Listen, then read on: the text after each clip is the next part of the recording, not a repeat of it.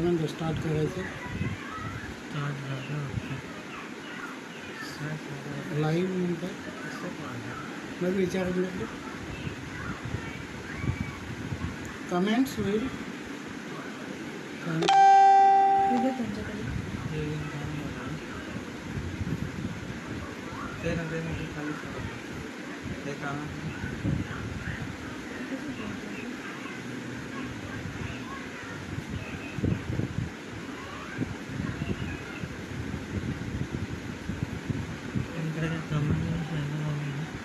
सात वाजता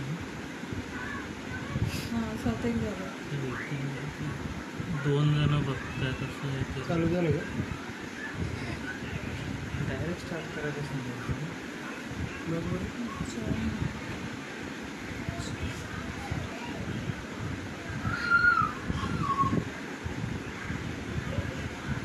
आयमध्ये येतं वाटतंय ना ते 5 झाले ना लाईव्ह चालू झालं म्हणजे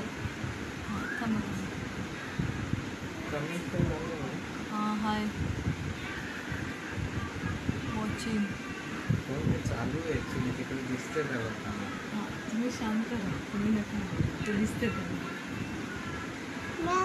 बोलतो तेव्हा तिकडे ऐकायला मिळेल ना हां तुम्ही चालू करा कॉल करतो हां तेच कन्फर्म करून तिकडून नाही रिस्पॉन्स नाही काय तुम्हाला कायच ऐकू नाही येणार असं झालंय का चालू बघा एकदा सांगू त्यांना चालू 1 मिनिट पप्पा स्टार्ट करा तुम्ही हॅलो ऐकायला येते का बघा आपण तिकडे नाही ऐकाय नाही तुम्हाला काहीच अच्छा नाही त्यांना येतात का हॅलो हां मी रामचंद्र जंगले सर आणि आजच्या या उलगुलान साहित्य संमेलनासाठी आपण डाकोर सरांनी जे माझं नाव सजेस्ट केलं आणि मला जे संधी दिली त्याबद्दल आपले आभार आहे अत्यंत आभारी आहे आणि सुरुवात करता मी आपल्या सगळ्यांना जय उलगुलान जय आदिवासी आणि जय सेवा म्हणून आपण आपल्या ह्या कार्यक्रमाला सुरुवात करत आहे झालं बघा तर मित्रांनो मी काय सांगायचं आपल्याला मी साहित्यिक म्हणून आपल्याला किती जणांना माहीत आहे हे माहीत नाही पण मी आजकाल पहिल्या पिढीतला साहित्यिक आदिवासी कवी असल्यामुळे मी सुरुवात उलट्या पद्धतीने करतो म्हणजे पश्चिमेकडून पूर्वेकडे जाण्याचा विचार करण्यासाठी माझं वय आज 70 झालेलं आहे 1 तारखेला आणि आजचं ज्या जगाच्या म्हणजे जगाला ज्यांनी अगदी घेरून टाकलेलं आहे आणि त्या कोरोनावरती मी दीर्घकाव्य लिहिलेलं आहे 3000 ओळीचं आणि त्याच्यातलं माझी पहिली कविता जी कविता आहे ती मी आपल्याला वाचून दाखवण्याचा प्रयत्न करत आहे आणि ती जगाची म्हणजे काळाची गरज आहे असं समजून आपण त्याच्याबद्दल काय आपल्या प्रतिक्रिया असेल तर कळवा नंतर काही हरकत नाही आणि पुस्तकं आपल्याला मिळेलच आता कविता अशी आहे हे कोरोना चोहीकडे तू हाहाकार मांडलाय सारा तरीही तुला बा दया माया कसे रे नाही या मानवाची या धरेची तमा कशी रे नाही हे कोरोना तुला करुणा बा कशी रे येतच नाही बरेच झाले हे लाथाडले तत् देवदेवता तू बरेच झाले हे तू लाथाडले तर देवदेवता ती कंबरलेही तूच त्यांचे मोडलेही आता भक्तांचे पुजाऱ्यांचे भिक्षापात्रही अडवले भिकेसाठीच्या पूजा कधी रे बंद नाही काही पूजास्थळांची जगभरातील कवाडेही बंद पुजाऱ्यांच्या चंगळ भटांची ही नाही अब्जावधीची लूट लुबाड नको जनतेची लुटेच्या या हिसेब आज कुठेच नाही. धरणी हादरली, विश्वाची दुरावस्था, युरोप हातबल, इतरत्र ही धुमाकूळ. कधी येईल रुळावरी दुनिया, परतुनी जीवाणूंची तुला काळजी कशी रे नाही. हे करोना बा करुणा, तुला दया माया कशी रे नाही. ही एक कविता आहे. त्याच्यानंतर करोनाचं जे माझं दीर्घकाव्य आहे 3000 ओळी झालं लिहून. त्याच्यातल्या मी काही ओळी आपल्याला वाचून दाखवत आहे. सुरुवातीच्या काही ओळी. तुझे पितळ काळे झाले, तुझे तोंडही काळे झाले. कोरोनाचा हा पुढाकार, देवा तुझे मंदिर खाली झाले. तुझे भक्त हताश झाले, तुझे पुजारीही निराश झाले. दानाचे प्रवाह थंडावले, देवा तुझे उत्पन्न कमी झाले. नाही पूजा अर्चा काही, तीर्थप्रसाद वाटप नाही. गाभाऱ्यातून काळोख राही,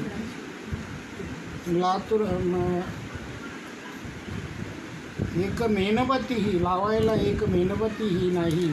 नाही लखलखट तिथे, नाही चमचमाट तिथे, नाही घमघमाटही तिथे. देवा सारेच व्यवहार बंद.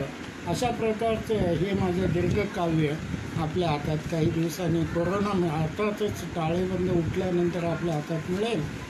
तर असं माझं हे शेवटचं म्हणजे 31वं पुस्तक असेल. त्याच्या आधी मी आपल्यांना काही जीवनाचे म्हणजे आता उलटा प्रवाह मी सुरू केलेलाच आहे. तर माझं जे जीवन आहे 17वे वर्ष ते नुकतंच झालेलं आहे. माझी जन्मतारीख 1 तारखेला आणि त्या जीवनावरती मी काहीतरी छोटंसं लिहिलेलं आहे. ते मी आपल्याला वाचून दाखवतो.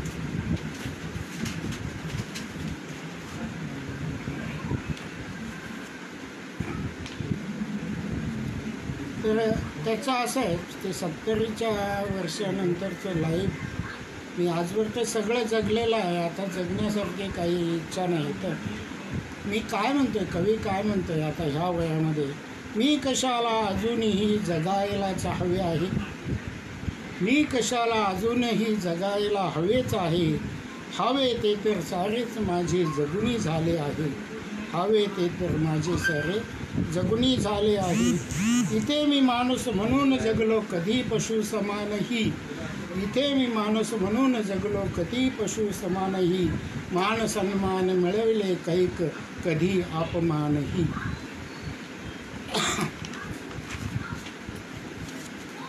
वय वर्षे 70 आहे आज, बस मी थकलोय आता. वय वर्षे 70 आहे आज, बस मी थकलोय आहे आता. आपल्यांचेच घाव सोसुनी मी घायल आता. आपल्यांचेच घाव सोसुनी मी घायल आता. तर असं हे जीवन आहे. त्याच्यावरती मी दीर्घकाव्य पूर्ण केलेलं आहे आणि ते आपल्याला थोड्याच दिवसात मिळेल. तर अशा प्रकारे हा जीवनाचा प्रवास इथपर्यंत आमचा आलेला आहे.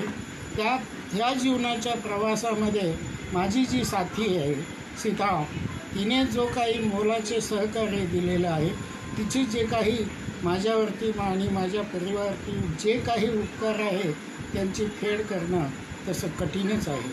कठीण आहे म्हणण्यापेक्षा त्याला कुठलाही माझ्याकडे शब्द नाही आहे त्याला तिचे आभार व्यक्त करण्यासाठीचे. आणि अशाच जीवनाचे आम्ही वेगळे पैलू हे करत मागील 45 वर्ष मी कविता लिहितो आहे. 25 जानेवारी 1975 साली केरळ राज्यातील वायनाड या जिल्ह्यामध्ये सर्व्हिस करत असताना मी पहिली कविता लिहिली ती आईची आठवण म्हणून. तर ती आईची आठवण म्हणून जी कविता लिहिली ती इथे देण्याचा मी प्रयत्न करत आहे. आणि ती तशीच ती माझी पहिली कविता आणि ती तशीच्या तशी धिक्कार या कविता संग्रहामध्ये प्रकाशित झाली आईची आठवण म्हणून. फुलत असतो आनंदाने मी फुलामधूनही, आठवण येता परी तुझी आई बहार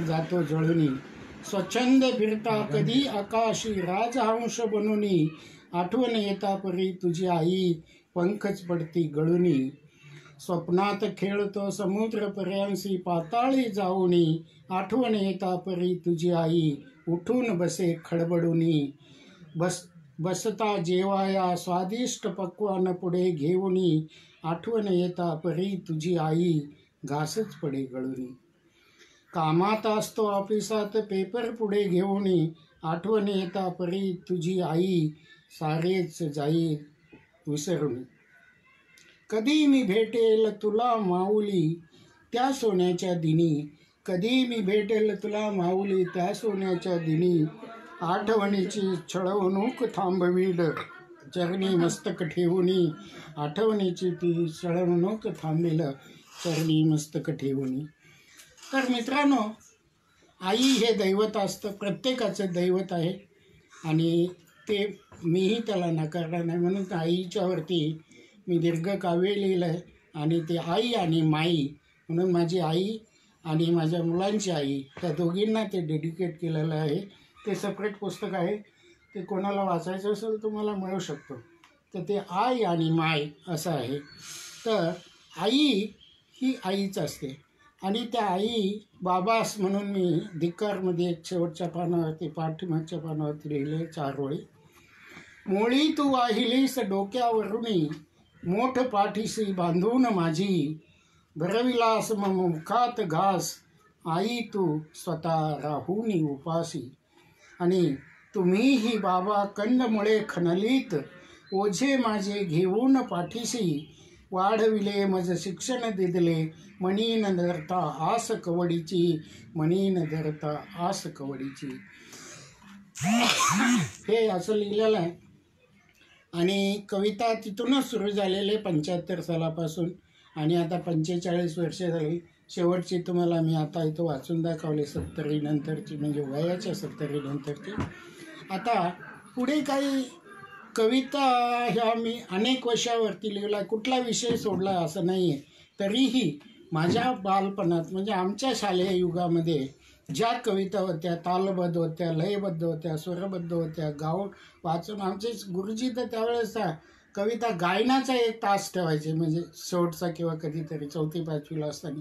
तर तशा कविता नाही. आता कविता बदलली आहे, कवितेची भाषा बदलली आहे, कवितेचा आशय बदललेला आहे आणि कवींची मानसिकता पण बदललेली आहे. तर आजची कविता आणि त्या कवितेत कंपेअर करता येत नाही.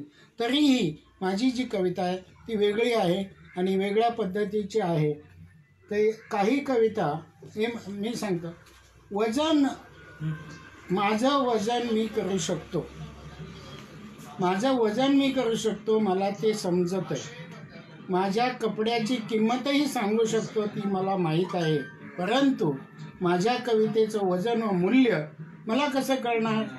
कविता मी तुमच्यासाठी लिहिली आहे. सुगंधाची किंमत मधमाशांना भुंग्यांना कळते, फुलांना ती कशी कळावी, अशी माझी वजन आणि कविता आहे धिक्कारमध्ये. तर मित्रांनो, कविता ही लिहिलेली जाते, कविता लिहून घेतली जात नाही. कोणी जर म्हटलं मला प्रत्येक या विषयावरती जंगले तुम्ही मला कविता लिहून द्या, ते मला जमणार नाही. आणि तो एक कवितेला म्हणजे ते विकण्याचा एक हे असतं, ते विकावी लोक लिहितात, गाणी वगैरे लिहितात, ते मला जमत नाही. म्हणून तुम्हाला माहीत आहे, आता मी पहिल्या पिढीचा कवी असून तुम्हाला किती जणांना माहीत आहे माझं नाव किंवा जंगले हा कोण आहे जंगले म्हणून? प्रथमतः आता डाकोरे सरांचा मी अत्यंत ऋणी आहे का त्यांनी मला इथपर्यंत पोचवणं, तुमच्यापर्यंत पोचवण्याची त्यांनी ही मला संधी दिली.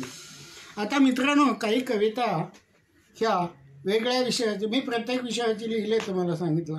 तर मी काही महत्त्वाच्या कविता ज्या मला आवडल्या त्याच मी वाचून दाखवण्याचा प्रयत्न करत. आता तिथं समाजाविषयी तर जास्तच आहे. समाजावरती मी जास्त मॅक्झिमम समाजावरती 90% साहित्य कविता समाजावरतीच लिहिलेलं आहे मी. तर ते मी नंतर दाखवत, पण आता काही ज्या मला आवडलेल्या कविता आपल्याला वाचून दाखवण्याचा प्रयत्न करू. तर मित्रांनो, पाणी नावाची एक कविता आहे. पाण्याची समस्या आपल्याला माहीत आहे. होतील ही युद्ध पाण्यावरून होते, ते असं कोणीतरी जाणकार कवीने म्हटलेलं आहे. तर त्या पाण्यावरची, पाण्यासाठीची कविता आणि पाणी किती महत्त्वाचं आहे हे आपल्याला समजावं म्हणून मी कविता आपल्याला वाचून दाखवतो. पाणी ही कवितेचा प्रपंचमध्ये प्रकाशित झालेली कविता आहे आणि ह्या कवितेने मला राज्यस्तरीय साहित्यरत्न पुरस्कारही दिला आहे साहित्यप्रेमी मंडळाद्वारे. ती एक कविता आहे. पाणी आभाळी रुजते पाऊस बालक रूपात पाणी. पाणी आभाळी रुजते पाऊस बालक रूपात पाणी. धरतीच्या कुशीत दडते नदी नाल्यात रांगते पाणी. पावसाच्या पडता सरी नभांतील ढगांतील पाणी. पावसाच्या पडता सरी नभांतील ढगांतील पाणी. अर्णवातील वाफ जरीही पाणी रूपात माघारी पाणी. पाणी रूपात परत मागे जात आहे तापून समुद्रातलं पाणी. सूर्य ताऱ्याचं हेच काम दरेवरील तापवितो पाणी. बाष्म जातसे गगनात झोळी वाऱ्यांची भरून पाणी. वारीच्या झोळीतून पाणी परत मागे जातं. पाणी दडतसे अवनीत नद्या भरून वाहते पाणी. पाणी तळी धरण ही भरती सागराची भूक ही पाणी. जीवन पाण्याचे नाव दुसरे त्याच्या आधीच एक पाणी तळी धरण ही भरती सागराची भूक ही पाणी. पाणी पोसते झाडी वनास हिरवा शालू धरेचा पाणी. जीवन पाण्याचे नाव दुसरे फार शोभून दिसते पाणी. जीवन पाण्याचे नाव दुसरे फार शोभून दिसते पाणी. पावसाचं रूप ही पाणी सूत दूत आभाळाचा पाणी. आकाशाचं नातं धरतीशी पाऊस धरा जोडते पाणी. पाऊस धोधो मुसळधार धावते वादळा संगती पाणी. लक्षात घ्या, वादळ येतात, आताच काल परवा येऊन गेलं. पाऊस धोधो मुसळधार धावते वादळा संगती पाणी. जलसमाधी गिळंकृत सारे येता सुनामी संगती पाणी. पाऊस तहान भागविते सजीवास जगविते पाणी. पाणी सुखातील दुःख जैसे जीव देते घेते ही पाणी. जीव देते पण आणि जीव घेते पण, असं हे पाणी आहे. नद्या समुद्रात भरती पाणी नयनात तरळते पाणी. लक्षात घ्या, नद्या समुद्रात भरती पाणी नयनात तरळते पाणी. सुख दुःखात डोळ्यात पाणी हसवी रडविते ही पाणी. पाणी हसवतं आणि रडवतं पण. पाण्याविना विश्व भकास जगणे बकवास नसता पाणी. पाणी जपून वापर रे माणसा थेंब थेंब मौल्यवान हे पाणी. थेंब थेंब मौल्यवान हे पाणी. प्रत्येक थेंबाची काळजी घ्यायला आपण शिका. प्रत्येक थेंब वाचवायला शिका आणि प्रत्येक थेंब धरतीमध्ये जिरवायला शिका. तरच ही धरती पुढे काही वर्ष काही शतकं आपल्याला मानवाला घेऊन जाऊ शकते. नाही अन्यथा तिचं बॅलन्स बिघडलेलं आहे. आता मित्रांनो, अशा एक कविता, हे जीवनाशी संबंधित कविता तुम्हाला काय सांगणार. मी प्रत्येक विषयावरती कविता लिहिलेली आहे. प्रत्येक विषयाचं चिंतन केलेलं आहे आणि कविता तुमच्यावरती पोचली नसली तरी ती लिहून ठेवण्याचा माझी जरूर प्रयत्न केलेला आहे. या कवितेने आम्हाला जंगले परिवाराला खूप काही दिलेलं आहे. आमचा मान सन्मान अभिमान आम्हाला मिळालं, बक्षीस सगळं काही आम्हाला कवितेने दिलेलं आहे. मी कवितेला माझी दुसरी पत्नी म्हणतो. पहिली पत्नी माझी नोकरी आहे आणि दुसरी पत्नी माझी कविता आहे आणि तिसरी पत्नी माझी धर्मपत्नी सीता आहे. तर त्या तिघीजणी अशी एक कविता मी तुम्हाला वाचून दाखवण्याचा प्रयत्न करतो. कारण काय ते मला वाटतं तुम्हाला टाईम लागेल. नको आहे, सापडेल नाही लवकर. मी तुला मार्ग हे नाही केलं, बाजूला ठेवलेलं नाही. तसं ते काय हरकत नाही. असू द्या. पण त्याच्यापैकी अजून एक कविता मी आपल्याला वाचून दाखवण्याचा प्रयत्न करतो आहे. नोकरी नावाची एक कविता आहे. हिला पण अवॉर्डेड, राज्यस्तरीय अवॉर्ड मिळलेलं आहे. आणि आपण बहुतेक काही ऑफिसमध्ये सर्व्हिस करणारे असाल, कोणी सरकारी असाल, कोणी खाजगी असाल, तर नोकरी नावाची ही कविता आहे. मी पण नोकरी केलेली आहे क्लास 1 अधिकाऱ्यापर्यंत. पण आमच्या नोकरीमध्ये आणि तुमच्या नोकरीमध्ये बरंचसं अंतर असल्यामुळे काही फरकही दिसतील. मला जे जाणवलं त्याच्याबद्दल मी लिहिलं. दौडत दौडत येती शिकारी धरती नोकरी, दौडत दौडत येती शिकारी धरती नोकरी, कुठे गुणकारी कुठे दुधारी, कुठे कुठे तरी विखारी. विखारी म्हणजे विषारी. लाखोचा भरणा करून आधी धरती नोकरी. आधी लाखो देतात आणि मग धरतात.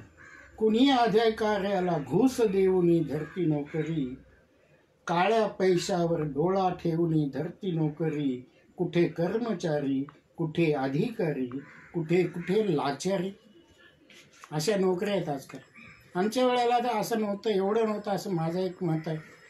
कारण अर्थात मी जशी सर्व्हिस केली त्यावर मी सांगतो. नियम कायदे तोडून सारे करती नोकरी, रूल्स रेग्युलेशन तुडवून पायी करती नोकरी. कंडक्ट रूल्सची धज्जा उडवणी करती नोकरी, कुठे सरकारी बिन सरकारी कुठे कुठे बिगारी. घटनेचे जसे पालन करते सत्ता घेऊन नोकरी. सत्ता घेऊनही नोकरी, सत्ता तर घ्यावंच लागतात प्रत्येक सरकारी अधिकाऱ्याला. घटनेची जसे पालन करते, हेच पालन करते, सत्ता घेऊन नोकरी. भेदभाव नाही मानणार म्हणती करतानी नोकरी. देवा शपथ ईश्वरा शपथ गॉडची शपथ घेऊनी, देवा शपथ ईश्वर शपथ गॉडची शपथ घेऊनी, कुठे भूकमारी कुठे लूटमारी, कुठे कुठे बलात्कारी. सेवेची यांना घेणं देणं काय, बस हवी आहे नोकरी. नोकरी व छोकरी मिळविण्यास बस हवी आहे नोकरी.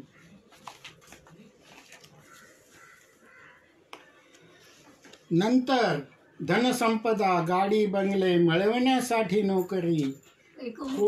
कोणी विजयी मल्ल्या सहाराचा कॅप्टन छगन भुजबळापरी. लक्षात घ्या, कोणी विजयी मल्ल्या छगन भुजबळापरी. कलकत्त्यात आज पूल कोसळला देवाची जबाबदारी. म्हणतात देवाची जबाबदारी पूल कोसळला. बिल्डिंग कोसळून शेकडो गाडता देवाची जबाबदारी. जेथे जेथे होतात हादसे हजारोची प्राणहानी ही जरीही, कुठे अधिकारी ठेकेदारी कुठे कुठे भ्रष्ट मंत्री. सेवा यांची कुणास लुभाये कुणास डुबाये कुणास लुटाये. शेवटचे 2 ओळी. सेवा यांची कुणास लुभाये कुणास डुबाये कुणास. जीवन घडवलं ह्या तिघींनी घडवलं, त्याच्यामुळे मी इथपर्यंत पोहोचलो. त्या तिघीजणी ही कविता. तिसरीला सोडून आज मी निघालो पहिलीच्या सेवेला, संगती घेऊन मी दुसरीला. लक्षात घ्या, दुसरीचे मजवरी प्रेम जडले, तिसरी संगे जरी लग्न झाले, तरीही सोडून पत्नीला निघालो ऐकून पहिलीच्या हाकेला. दुसरी आली मनात नसता, सागरास जशी मिळावी सरिता, एक रूप तशीच झाली मजसी, भीती न मनात तिला दोघींची. भोळी तरीही ती धीट करारी, जवळ असता क्षणभरी विसरतो मी या दोघींना. धाकटीस जरी कधी पुसले, थोरलीने तुला काय ग दिधले, हसून गाली ती सहज सांगते, जीवन आपले तीच फुलविते. दुसरीचेही तसले गुणदोष काही असलेच तर तेही सांगना, मला ती म्हणते ठावे ते तुम्हाला, रस तीही वरते आपल्या जीवनाला आपल्या बागेला जीवन बागेला. हे कलकत्त्याला 14 फेब्रुवारी 1989 साली लिहिलेली कविता आहे. तर मित्रांनो, असा हा कवितेचा प्रपंच कविता हे माझं जीवन आहे, कविता हे माझं सर्वस्व आहे. पण मी कधी त्या कवितेचं असं हे पब्लिश व्हावी, इकडे यावी तिकडे यावी असा मी कधीही अट्टाहास घेतलेला नाही. ती मी जीवन जगण्यासाठी म्हणून मी कविता लिहिली. आणि कवितेनं मला बऱ्याच वेळा जगवलं आहे, अनेक गोष्टीपासून मला बाहेर काढलेलं आहे. कविता नसती तर मी कुठेतरी फसलो असतो अंधारात. कारण इथून माझ्या बदली नोकरीच्या निमित्ताने मला अनेक राज्यातून देशातील अनेक भागातून विभागातून जावं लागलं. आणि जात असताना ते काही जीवन होतं आमचं, जसं काही वनवासच होता. तो जवळजवळ 10-12 वर्ष वनवास काढल्यानंतर विरहाचं जीवन जे काय होतं ते आम्ही अनुभवलं. माझ्या मिसेसनी अनुभवलं, मुलालेकरांनी अनुभवलं, आम्ही अनुभवलं. आणि त्याचे परिणाम जे झाले ते झाले. पण आम्ही जो जगलो ते काही वेगळंच जीवन जगलो असंच मला सांगायचं आहे. आता सामाजिक कवितेकडे येण्यापूर्वी एक छोटीशी कविता लिहितो. वजन किंमत झालं सहज सुचता. तर असे काही म्हणता सहज दगड व माती अशी एक कविता आहे. लंगोटीमध्ये आता सामाजिक कार्याचा जेव्हा विचार येतो तेव्हा असल्या गोष्टी मनात येतात. त्यावेळेस ते आलेल्या आहेत. माझ्या 88 सालची कविता आहे. लंगोटीतून डुंगणात माती जाई तोवर आम्ही राब राब राबावं, दिन रात राबावं आणि राबावं. हातात काय येतं? फक्त दगड किंवा माती. मातीचा व आमचा खूप जवळचा व जिव्हाळ्याचा संबंध आहे.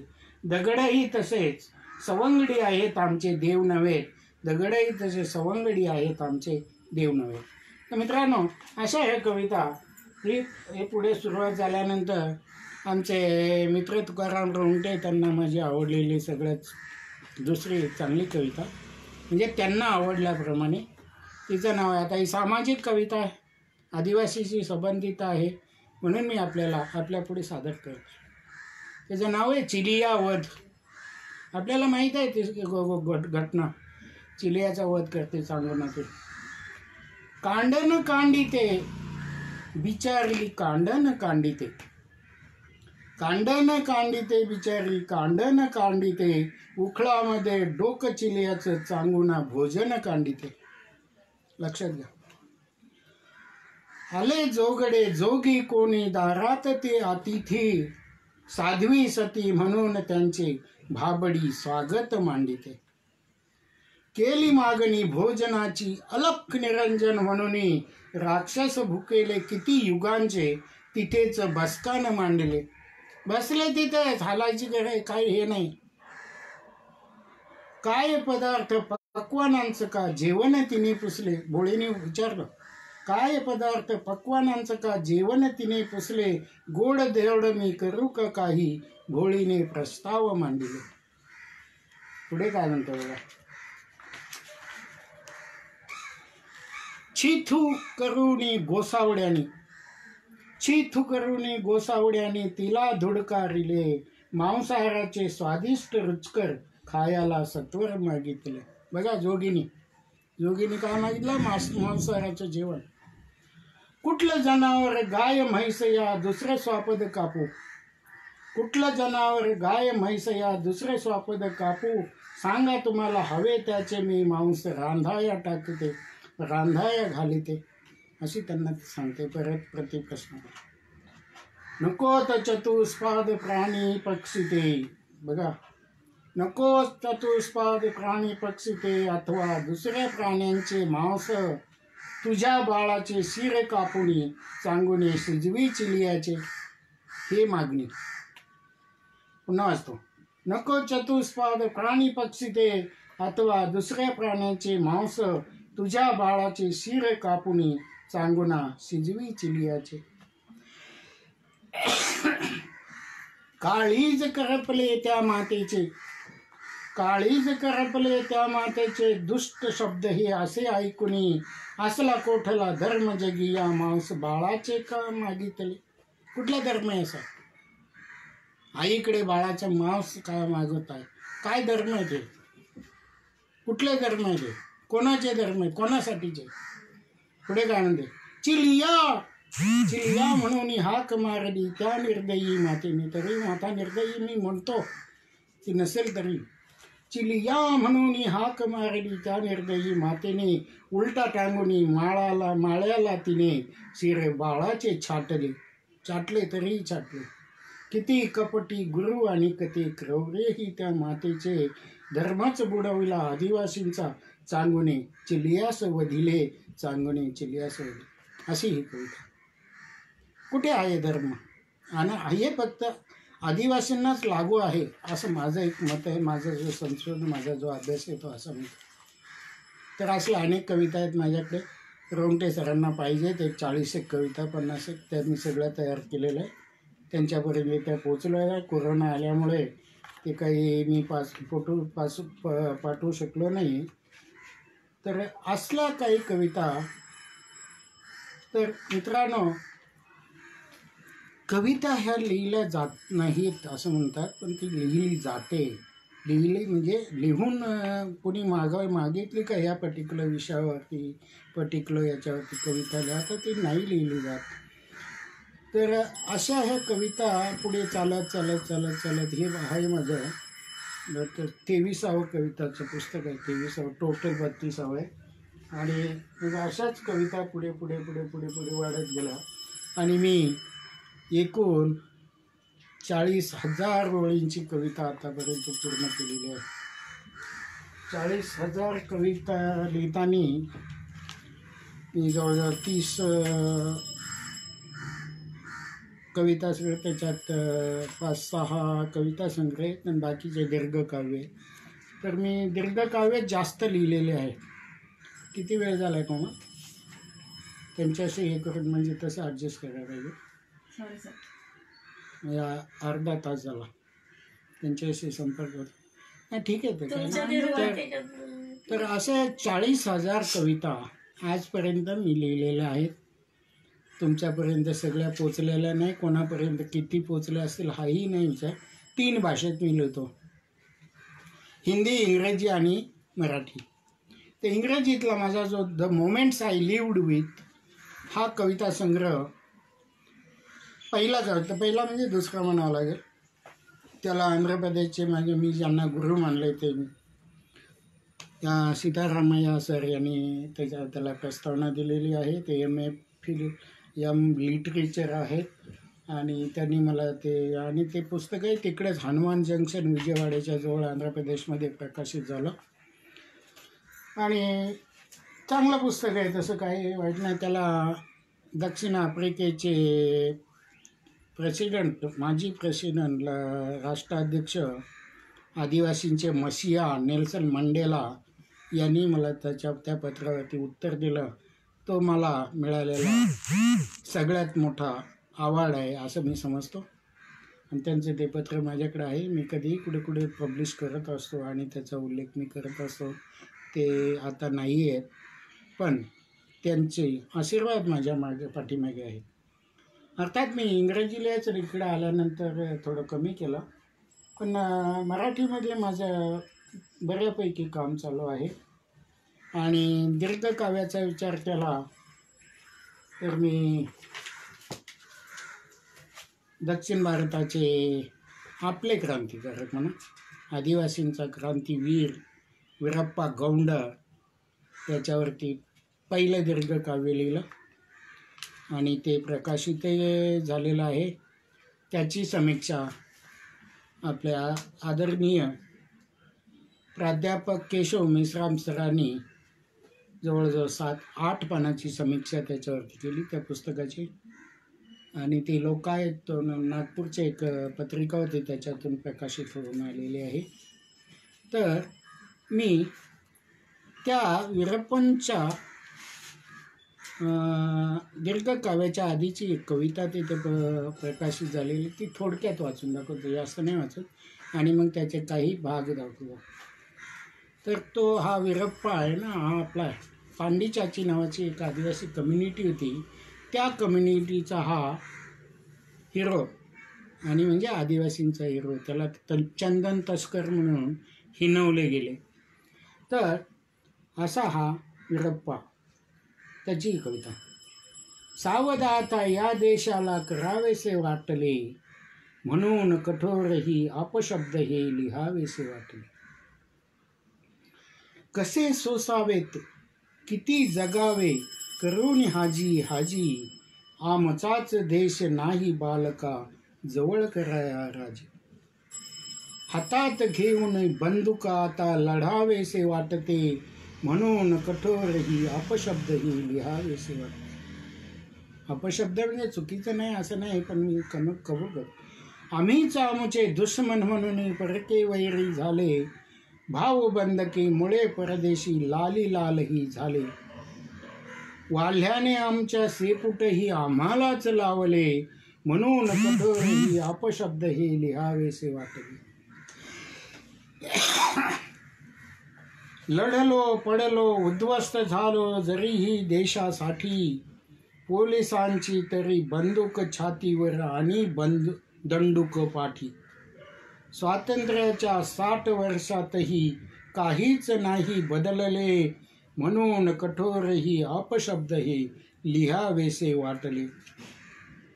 पारतंत्र्याहून स्वातंत्र्याच झालो हीन दिनवाणी. स्वातंत्र्यातून पारतंत्र्यात आल्यानंतर जास्त हीन दिनवाणी. पारतंत्र्यातून स्वातंत्र्यातच झालो हीन दिनवाणी. गरिबीची सीमा आता दारिद्र्य रेषेने ओलांडली. हाय तरीही काहीच नाही या देशाने केले, म्हणून कठोरही अपशब्द हे लिहावेसे वाटले.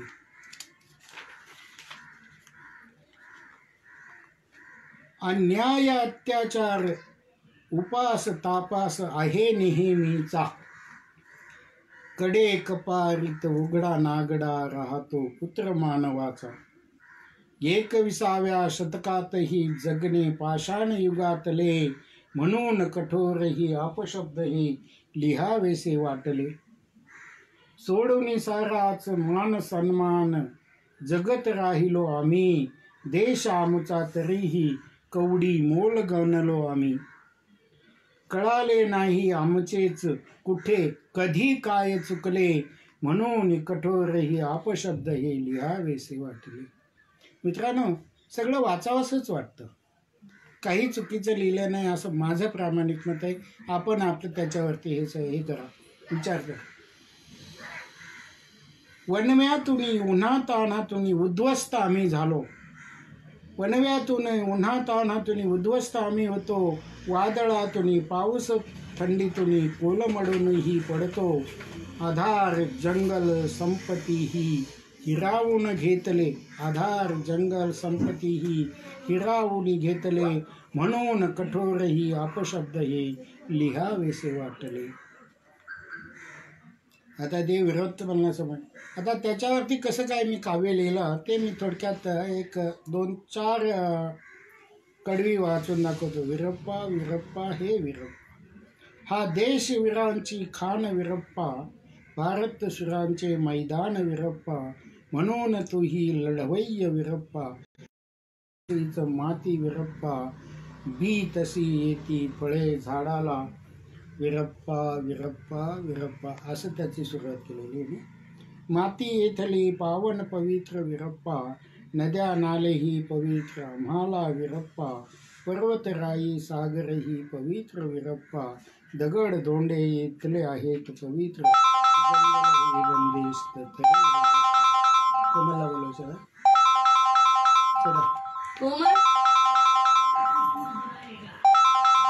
अशी ही कविता आहे.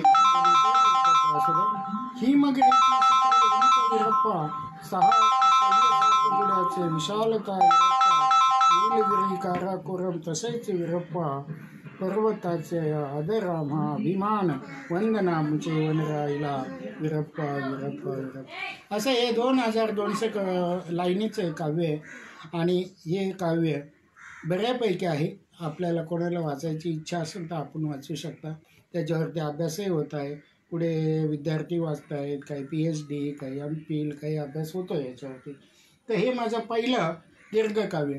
आणि इथून पुढे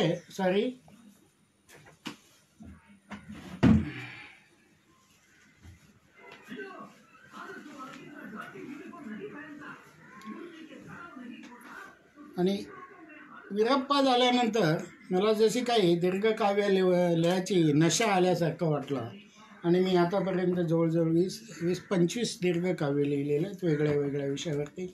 एक सांगितलं आई आणि माई, त्याच्यानंतर दुसरं एक लिहिलं आहे आदिवासींची अस्तित्व, अस्मिता आणि ओबामा. ते पण एक चांगलं काव्य आहे. ते ओबामाला मी पाठवलं आहे, युनोला पाठवलं आहे.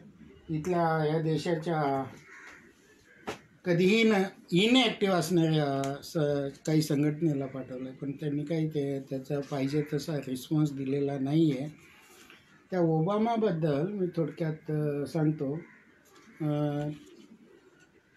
ओबामाची वामन सेळमाके सरांनी चांगली प्रस्तावना लिहिलेली आहे, जवळजवळ 30-35 पानाची. असे बऱ्यापैकी लिहिलेलं काव्य आहे माझं. आदिवासी अस्तित्व, अस्मिता आणि ओबामा. ते ओबामाला मी पाठवलं होतं, युनोला पाठवलं होतं आणि नेल्सन मंडेलांना मी डेडिकेट केलेलं आहे, ते अर्पण केलेलं आहे. त्याच्यातल्या काही कडवी मी वाचून दाखवतो. आणि सगळं घेणं शक्य नाही आहे मला वाटतं, 1 तासात होणं हे काही ना 2 तास लागतील एखाद्या वेळेस. पुढचे 2 एपिसोड जरी मिळले तरी ते कमीच पडणार आहे. तर जेवढं शक्य होईल आणि सरांना जेवढं ॲडजस्ट करता येतील तेवढं मला सांगा. तुम्ही तिकडे दुसऱ्या फोनवरती इन्फॉर्मेशन देऊ शकता मला डाकुरेचं, का बा इतकं व्हायला पाहिजे, इतकं होऊ द्या. तर हे आदिवासीची अस्तित्व, अस्मिता आणि ओबामा, हे ओबामालाच पीक दिलेलं आहे. तर ते असं आहे, शपथ घेतली की अमेरिकेचा तू झालासा अध्यक्ष ओबामा, सरताज तो मस्तकी शोभला हिरा नवखंड पृथ्वी मोलाचा ओबामा. हिरा नवखंड मोलाचा Obama, Obama Obama Barack Hussein Obama, असे त्याची सुरुवात. मानवंदना दिली दुनियेने आदिवासीचा उदो उदो ओबामा, सॅल्यूट करण्यास हात उचलला नमन माझेही तुला Obama. Obama Obama Barack Hussein Obama. विधात्याची करुणी आठवण, निसर्ग देवताला वंदन करून स्फुट काव्य मी ठेविले लिहून, समजून घ्यावे तुम्ही मला Obama Obama Barack Hussein Obama. तू विश्वाचे स्वप्न नव्हे, एक विसावे हे शतक नव्हे, तारुण्याचा मान सन्मान, अभिमान तू मानवाचा Obama Obama Barack Hussein Obama. जातीयतेची तुटतील बंधनं, धर्मांधाची मिटतील बंधनं, आतंकवादाचा तुटेल कंबरड, असाच तुझा गवगवा Obama Obama Barack Hussein Obama.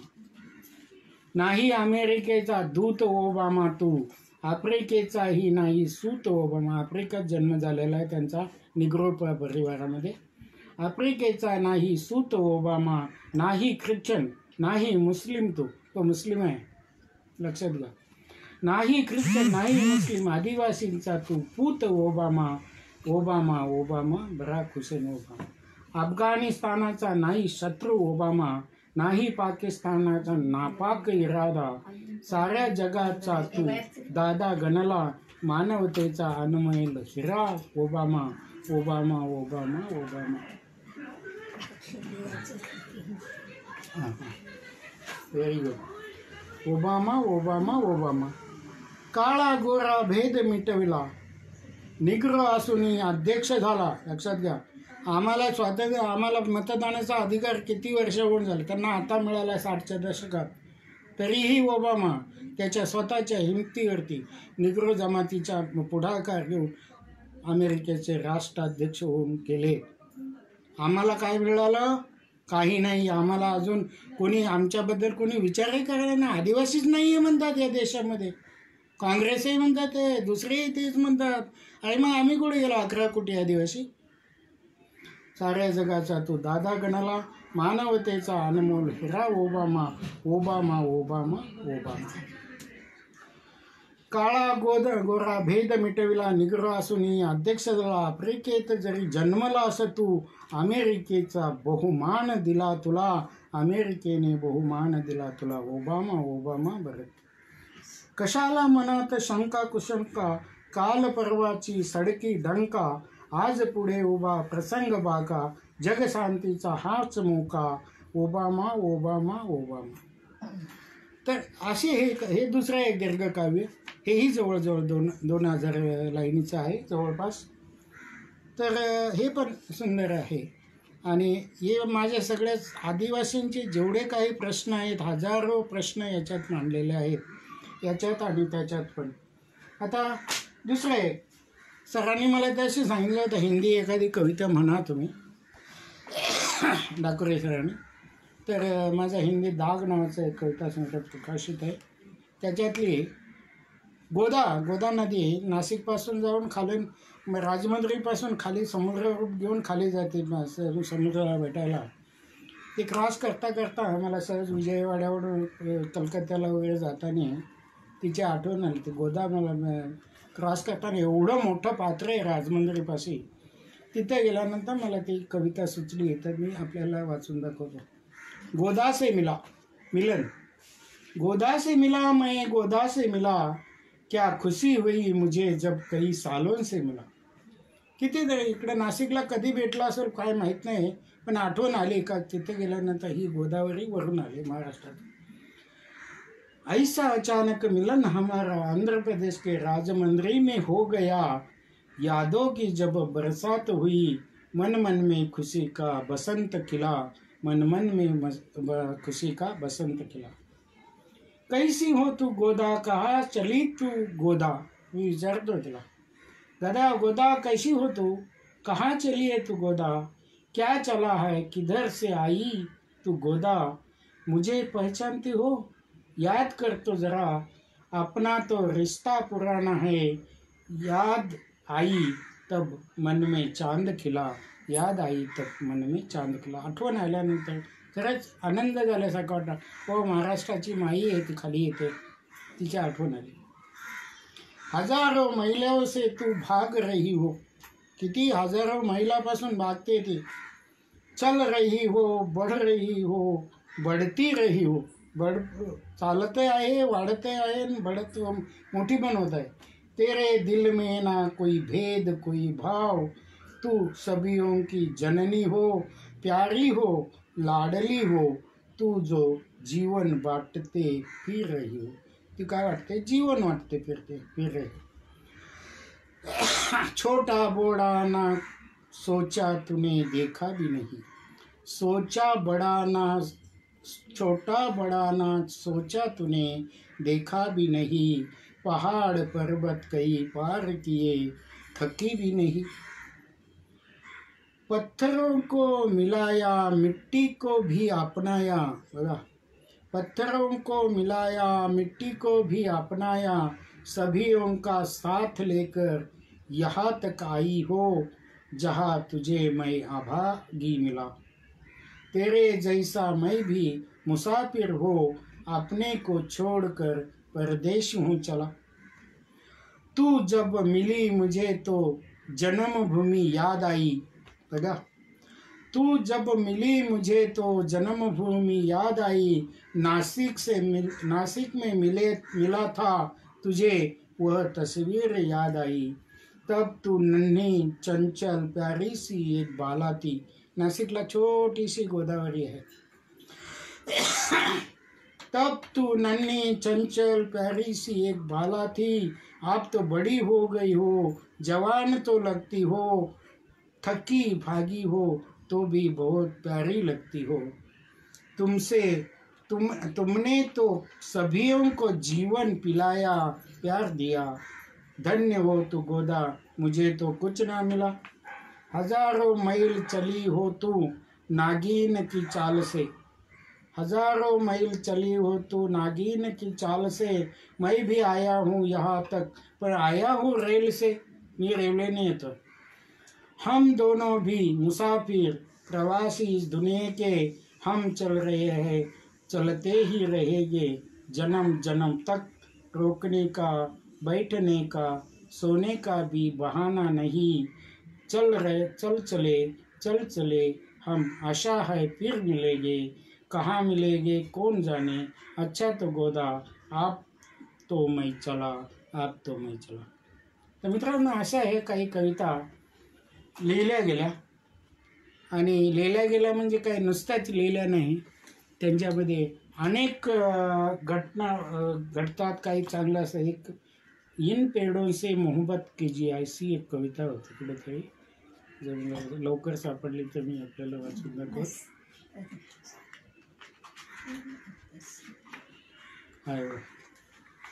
झाडांवरती कविता आहे. झाडांमुळे आपल्याला सर्वस्व मिळतं. ते नसेल तर आपण हे धरती जगणं कठीण आहे. आता सध्याच आपल्याला समजायला वादळं येतात, वावटळी येतात, सुनामी येतात, निसर्ग वादळ येतं. हेच सगळं झाडतोडीचा परिणाम आहे.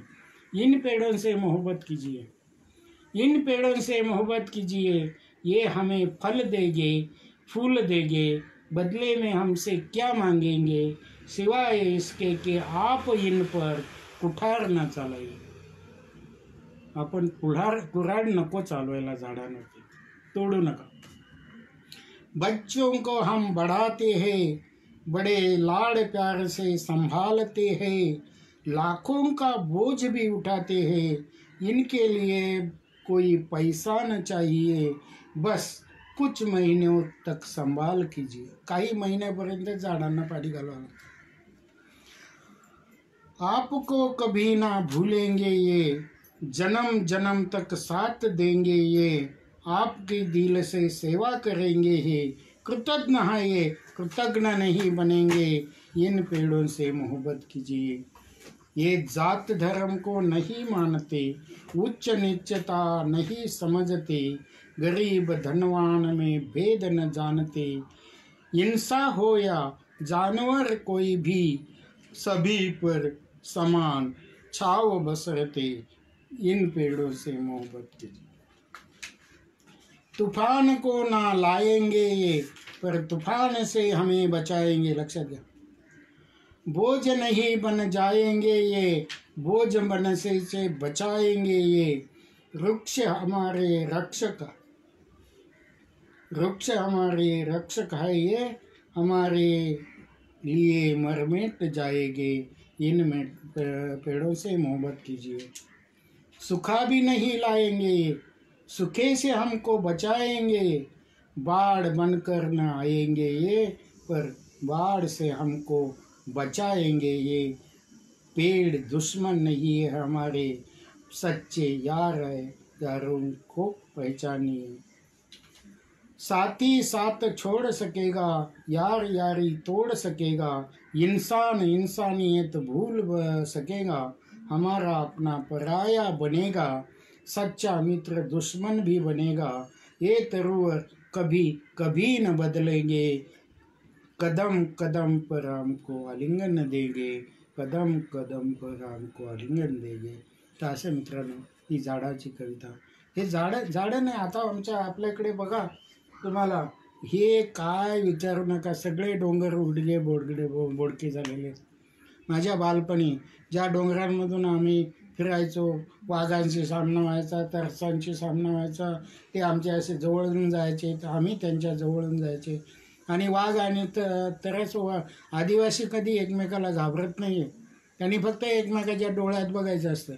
वाघ माणसाच्या किंवा माणूस वाघाच्या डोळ्यात, ते आपोआप एकमेकाची जागा एक दुसऱ्याला देऊन मोकळे होतात.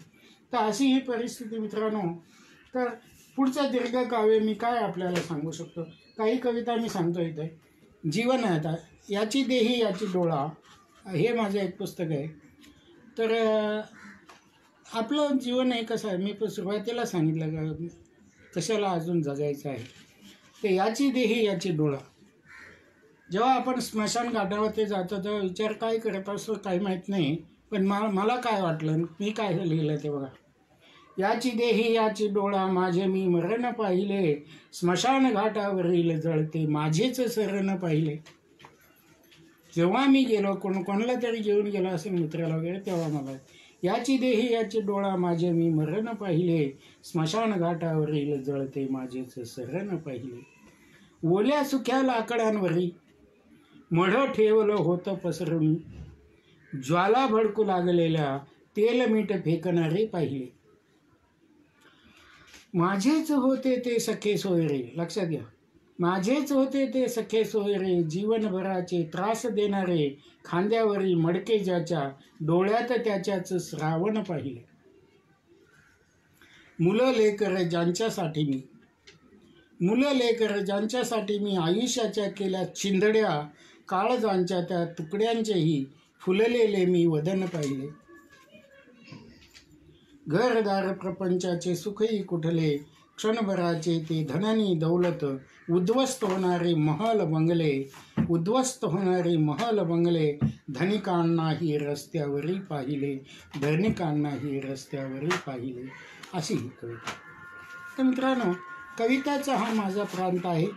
कवितेने मला जगवलं, मी तुम्हाला आधीच सांगितलं, आणि कविता मला जगवतही आहे. कवितेने मान सन्मान दिला, काय दिला नाही हे सांगायला. आता इथं जीवन सूर्य कविता आहे, ही मला वाटतं निवृत्त झाल्यानंतर लिहिलेली असावी असं वाटतंय.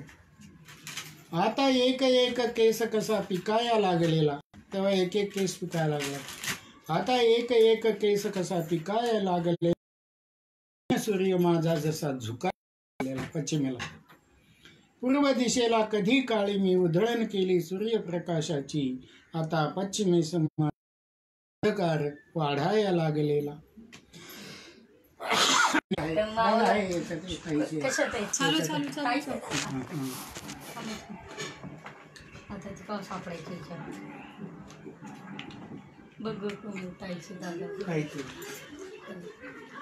तर मित्रांनो, असा हा कवितेचा प्रवास खूप गेला, खूप मिळवलं, किती अवॉर्ड मिळवले.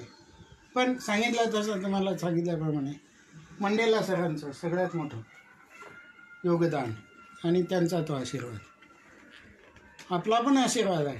त्याच्यानंतर मी लिहिलं सह्याद्रीचे मालक पालक चालक. तर हे मालक पालक चालक हे कोण नाही, आदिवासी आहे. सह्याद्री आपल्या तिथंच आहे बघ. तर त्याच्याबद्दल मी थोडक्यात दाखवतो, काही कडवीच वाचून दाखवतो.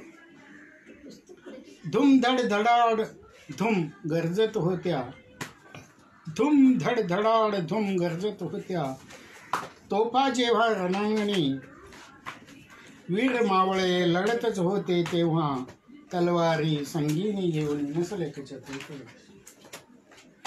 असे ते तिकडे आहे, संगीनी घेऊन. शिवरायासाठी सीर तळा हातावरी, घेतले होते मावळ्यांनी. शिवरायासाठी शिर तळहाती घेतले होते मावळ्यांनी, पेटविला सह्याद्री शूरानी, विंध्य सातपुड्याची साथ घेऊन. पोर्तुगीज 15-16 शतक काळ तेव्हाचा, मोगलांनी होता हल्ला केलेला, सह्याद्रीवरील मर्द मावळे धाडसी, सह्याद्रीवरील मर्द मावळे धाडसी, लढाई जिंकत होता प्राण देऊन. पोर्तुगीज पठाण मोगल हे परकीय लबाड, पोर्तुगीज पठाण मोगल हे परकीय लबाड, चोर लुटेरे लफंगे आले होते दुरून, उत्तरेकडे महाराष्ट्र भूमी लागुनी, त्यांच्याशी मावळे जिंकत होते लढून. जमुनी महादेव कोळी भिल्ल ठाकर सारे, कातकरी उठले शस्त्र घेऊन सारे, जन्मभूमीच्या रक्षणासाठीच ते सज्जते झाले होते प्रपंच सोडून. हातात शस्त्र भाले परशु तिरकमाणी, विळा कोयता नंतरची तलवार घेऊनी, मिळेल ते घेऊनी हातात हत्यार लढले, उभे ठाकले तळहाती प्राण घेऊनी, तळहाती प्राण घेऊनी. असे सह्याद्रीचे मालक पालक चालक. आणि यांची प्रस्तावना वसंत कनाके सरांनी दिले, ते यवतमाळचे, आणि त्यांनी सुंदर असे प्रस्तावना लिहिलेले. आता आम्हाचे मुलगी झाले, नाते झाले, सगळे झाले, परिवार सगळे 3 मुलांचे सगळे सुखी परिवार आहे. ही माझी छोटी नाती आहे. तिचं नाव आहे अनया आणि तिचे नाव तिच्यावरती एक कविता लिहिलेली आहे. परींचे दादा परींचे दादा परीचे दादा, ही आमची परी आहे, तिचे दादा.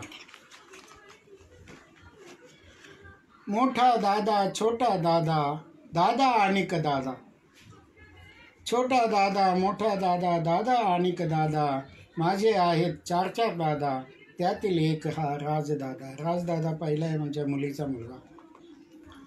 राजदादा मोठा तरीही पिल्लू म्हणते, राजदादा मोठा तरीही पिल्लू म्हणते, आई बाबांचा तो लाडला किती, त्याचे मम्मी पप्पा गोबी म्हणती, कधी कधी तर लाडू दादा, कधी कधी तर लाडू दादा. दुसरा जरासा मोठा दर्श दादा, दुसरा जरासा मोठा दर्श दादा, 6 वर्षाचा आहे तो आता, बाबा म्हणते आदर्श त्याला, इतर साऱ्यांचा दर्श दादा. राजदादाचा लहान भाऊ जो, हे आमच्या मुलीची मुलं आहेत. राजदादाचा लहान भाऊ जो, सर्वातचा तो साई दादा, साई म्हणते सबुरी त्याला, तोही माझा साई दादा.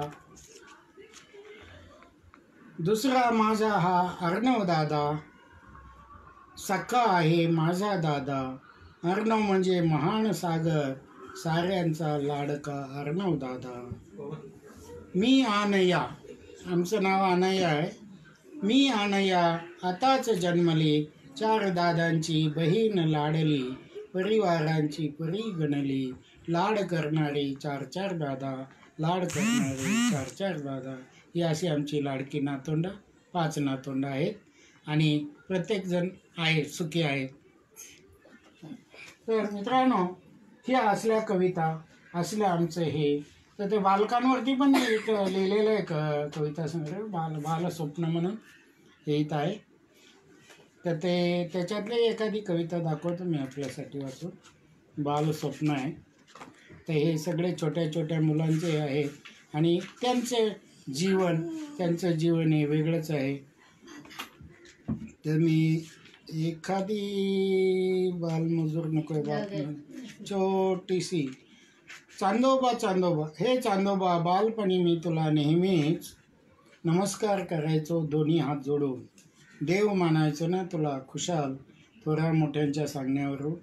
आज समजलं आहे गुपित सरळ, तू देव मुळीच नाही आहेस, धरतीचाच एक तुकडा आहेस. पण भोळ्या बाबड्या अशिक्षितांना अजूनही त्याची कल्पना नाही, ते तसे मानायला तयारही नाहीत.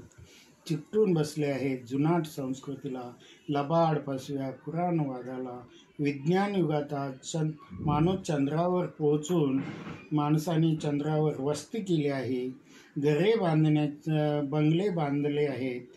असे ऐकून तर तो वेडेपिसे झाले. कसे काय शक्य आहे ते?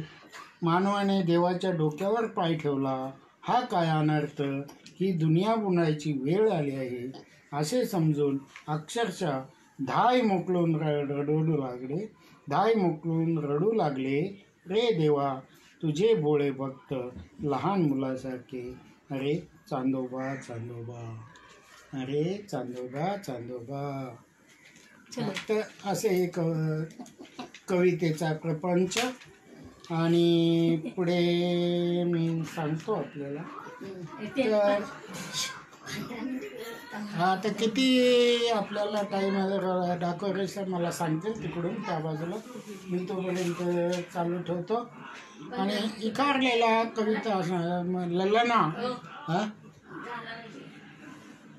तर तुम्हाला पाहिजे तेवढं.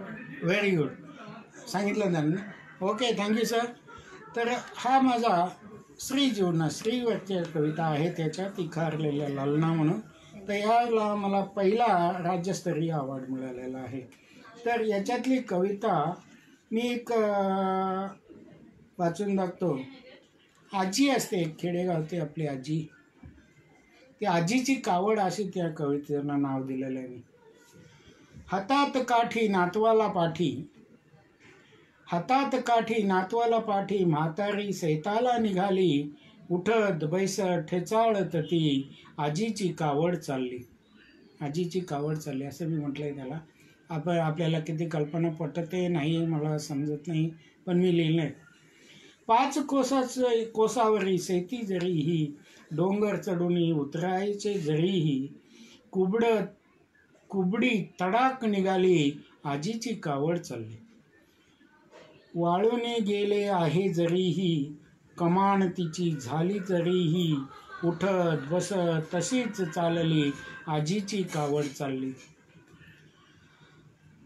उंटावरी जशी मदार दिसते, 3 पायावर वाटते चालते, झोके खाते ठेपाळते, तरीही ढेक्यात चाले, तरीही ठेक्यात चालली, आजीची कावड चालली. ठेचाळता दगडांना शिवी हासडते, मेल्यांची लोथ पडली म्हणते, ठेचाळता शिवी देते, मेल्यांची लोथ पडली म्हणते, बोट फुटताही चालतच राहते, मनोमनातून आस वेगळी, आजीची कावड चालली. कहर उन्हाचा जरीही असला, घामाचा पूर जरीही लोटला, बाळाचं ओझ बघा, बाळाचं ओझ स्वतःही अवजड, असं हे तरी चालली, आजीची कावड चालली. थकवा तिला तो ठाऊक नाही, पाय तिचे जरी गेले थकुनी, झापड डोळ्यावर येते तरीही, हिम्मत मनातून हरत नाही, स्वतःच स्वावलंबी ती कृती शिकली, आजीची कावड चालली. तर मित्रांनो, ह्या अशा कविता मी 1996 साली मार्च 15ला वयाच्या 44व्या वर्षी 22 वर्ष सर्व्हिस करून काफी बोर्ड केंद्र प्रदेशाची निवृत्त झालो. वयाच्या 44व्या वर्षी तुम्हाला आश्चर्य वाटेल. तर 44 वर्ष निवृत्त झाल्यानंतर VRS दिल्यानंतर पुढे काय करायचा हा सगळ्यात मोठा प्रश्न आमच्या पुढे. आणि आम्हाला असं वाटलं का पुढे समुद्रात आमची बोट फुटली आहे ना, आता आम्ही किनाऱ्यावर नाही आणि त्या बोटीत सुरक्षित, अशी आमची परिस्थिती होती.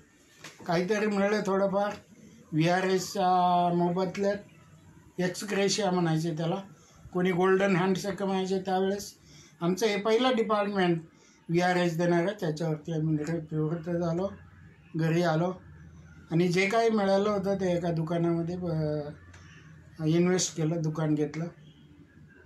आणि आश्चर्य वाटेल तुम्हाला, क्लास 1 अधिकारी दुकानात बसून आम्ही छोट्या मोठ्या गोळ्या चॉकलेट ह्याचं धंदा करू लागलो, विकू लागलो. आणि काही वर्षांनी म्हणजे काही दिवसांनीच ते दुकानात माणसं येत होती, ते आम्हाला सामान घेण्यापेक्षा आम्हाला आशीर्वाद द्यायला जास्त येत होते, असं आमचं मत झालं. आणि आमचा स्वभाव, मिसेसचा स्वभाव, माझा स्वभाव, त्यामुळं आमच्याशी ती माणसं एवढी आपुलकीने वागायची, सगळ्या दृष्टीचं गायडन्स मार्गदर्शन ते आम्हाला करत होते. आणि त्याचाच परिणाम असा झाला का पुढे आम्हाला कोणीतरी दक्षिण भारतीय जंटलमॅन असेल किंवा वुमन, तिनं आम्हाला इडली चालू करायचं सजेशन दिलं. आणि आम्ही अर्थात दक्षिण भारतातून मंगळूरून आल्यामुळे आम्हाला इडलीची मिसेसला चांगली आयडिया असल्यामुळे आम्ही इडली बनवायला सुरुवात केली. आणि आश्चर्य किंवा त्या आशीर्वादाचा परिणाम असा झाला का आम्ही चांगली इडली बनवून तिथे विकू लागलो. बऱ्याच ठिकाणी सप्लाय करायचो, दुकानं असतील, हॉटेल्स असतील, काही हॉस्पिटल्स वगैरे अशा ठिकाणी, किंवा काही वाढदिवसाच्या पार्ट्या वगैरे असतील त्यांना आम्ही इडली द्यायचो. आणि सुंदर इडली. आणि त्या इडलीचं अप्रिशिएशन दक्षिण भारतीय म्हणजे इडलीचे माहेरघर असणारे हे साऊथ इंडियन बंधू भगिनींनी पण अप्रिशिएट केलं. आणि आम्हाला पुढे काही दिवसांनी इडली आंटी आणि इडली अंकल असं आम्हाला पालोपत दिला त्याने, त्याबद्दल त्यांचे आम्ही आभार. त्या इडलीने आम्हाला 6 वर्ष जगवलं. बऱ्यापैकी आमचा बिझनेस त्या इडलीवरून होत होता आणि आमचं जे काय आर्थिक हे होतं, प्रश्न होते, ते सगळे सुटत होते. आणि बऱ्यापैकी आम्ही त्या इडलीचं हे केला. पुढे काही कारणामुळे म्हणजे आम्हाला आताच कवितेत म्हटल्याप्रमाणे आमचा पहिला नातू राज, आमच्या मुलगीचा मुलगा, तो झाल्यानंतर आम्ही ते बंद केलं दुकान. आणि ते दुकान भाड्याने दिलं. आता सध्या भाड्याने देतो आहे आणि राहतो.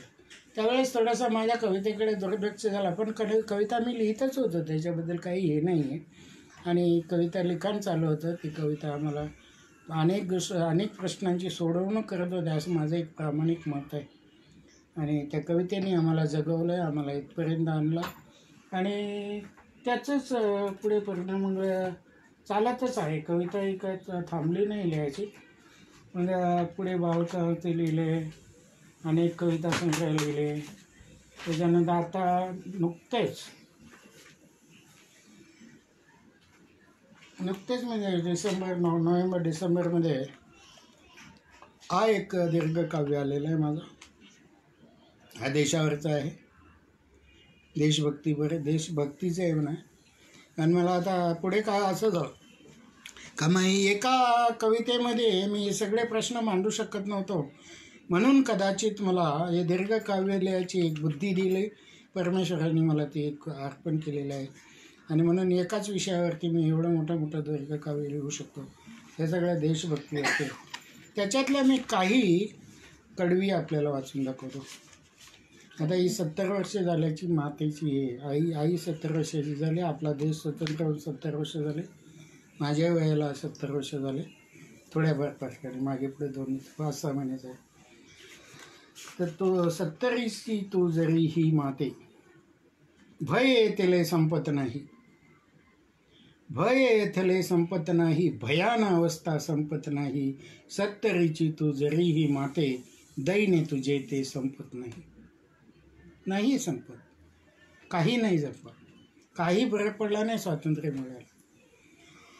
आसवे नयनातील आटत नाही, डोंगर दुःखांचे संपत नाही, भीती मनातील संपत नाही, माय तुझे हाल पाहावत नाही.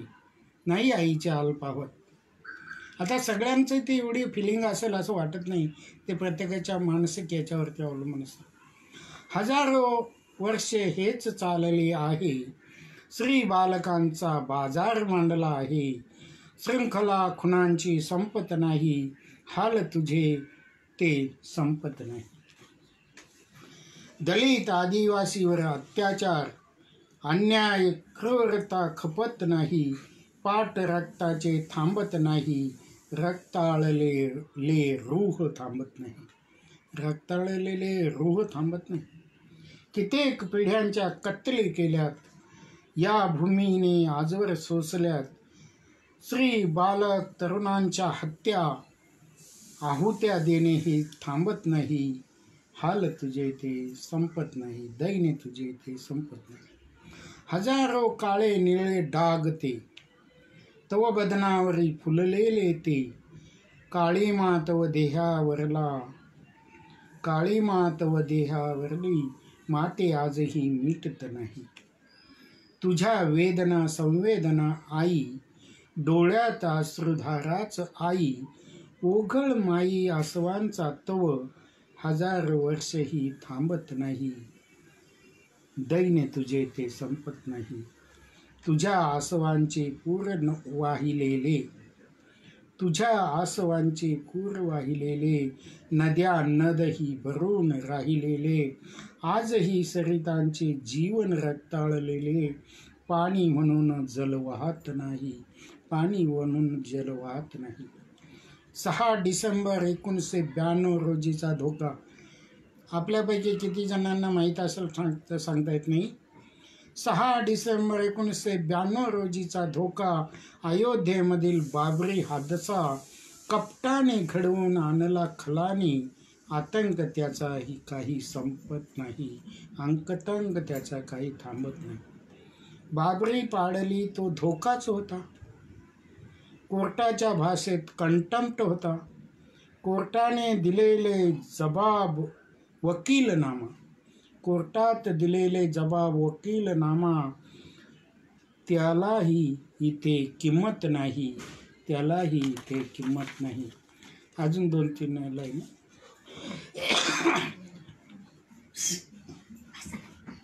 नाही म्हणणाऱ्यांनीच तोडली, मस्जिद बाबराची कपटाने पाडली. वचननामा तो वकालतनामाही, विचार. वचन नामा तो वकालत नामाही, खल खलानी तो पाळला नाही. मस्जिद पाडले उल्लू सिद्धा त्यांचा, भट ब्राह्मणाचा विजयी म्हणते त्याला. या देशाचे पण नाव बदनाम झाले, त्याची अजूनही परतफेड नाही. आदिवासींना जेवढा अभिमान आहे या देशाचा, ह्या झेंड्याचा, तेवढा इतर कोणालाही नाही. लक्षात घ्या, लिहून ठेवा मित्रांनो. आदिवासींनाच फक्त या देशाचा अभिमान आहे, कारण आम्ही आमच्या हजारो पिढ्या याच्यामध्ये हे केलेले आहेत. हजारो पिढ्यांची कत्तल झालेली आहे, हजारो पिढ्यांचं आम्ही दान केलेलं आहे, हे आदिवासींनी केलं आहे. आणि म्हणून आम्हाला आदिवासी म्हणून आमचा मान सन्मान ह्या देशाने करायला पाहिजे. त्याच्यासाठी आपण प्रत्येकाने एकच शब्द म्हणला, जय आदिवासी. आणि हा देश आहे बघा. थोडक्यात सांगा, म्हणजे ऑस्ट्रेलियाचे पंतप्रधान रड, मला वाटतं केविन रड यांनी काही 1-2 वर्षापूर्वी त्यांच्या देशात आदिवासींवरती जो काही अन्याय अत्याचार केला होता मागील काळात, त्याच्याबद्दल जगातील जाहीरपणे आदिवासींची माफी मागितली आहे. का आम्ही तुमच्यावरती जो काही अन्याय अत्याचार आमच्या पूर्वजांनी इतिहास काळात केलेला असेल त्याच्याबद्दल आम्हाला क्षमा करावी, आम्हाला क्षमा करा, अशाबद्दल त्यांनी हे केलेलं आहे. आमच्या देशात आम्ही आदिवासी नाही हे सांगून तुम्ही आमच्याशी हे करताय, सोडवून देताय, हे कसला न्याय आहे. तर मित्रांनो, अशा पद्धतीने आज हा इथपर्यंतचा प्रवास म्हणजे तर इथपर्यंतचा प्रवास मी इथे थांबवतो. जर कधी आपल्याला पुन्हा जर दाखवण सरांना आपली जर आठवण आली तर पुढच्या भागामध्ये मला आपल्या सहभागी होण्याची किंवा आपल्याशी संवाद साधण्याची किंवा आपल्याला भेटण्याची आपण मला हे द्यावी, आपलं देण्याची मला एक संधी द्यावी. एवढं बोलून मी आपलं सर्वांचा आभार मानून मी आपल्याला कोणालाही पर्टिक्युलर आता उत्तर नाही देऊ शकलो, त्याबद्दलही मी आपला दिलगिरी आहे. आणि पुढील काही प्रसंगानुसार आपण जर मला पुन्हा सहमत करून घेतला तर मी आपला ऋणी असेल. एवढं बोलून मी आपलं रजा घेतो. जय उलगुलाब, जय आदिवासी, जय सर. बऱ्याच किती वेळ झाला, 1 तासापेक्षा जास्त.